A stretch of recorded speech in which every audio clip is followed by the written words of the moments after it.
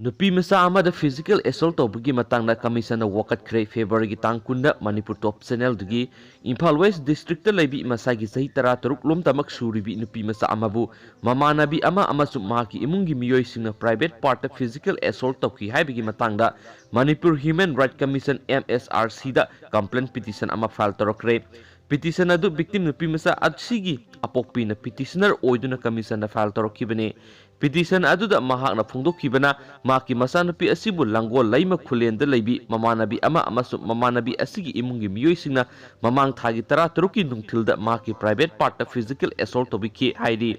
masida masanapi gi hakchang gi saruk khara yauna sokpadagi numittumaktada regional institute of medical science rims ta hospitalized tawduna operation setaki loinana thawdo asigi matangda lamphel police station report tawki haidi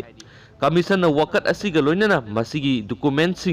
examine tawraba matungda prime phase leire haina lawbadagi inquiry sethanabagi damak protection of human right act 1993 gi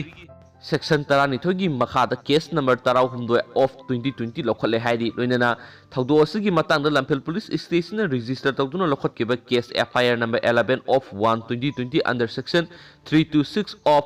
34 IPC 23 Juvenile Justice Act 2000 gi matangda status report ama tha asigi kunnipan phawgi manungda pikhalaknaba Director General of Police DGP Manipur khan ki rahainisu proxy asina makhatana phongdoragni. Thank you.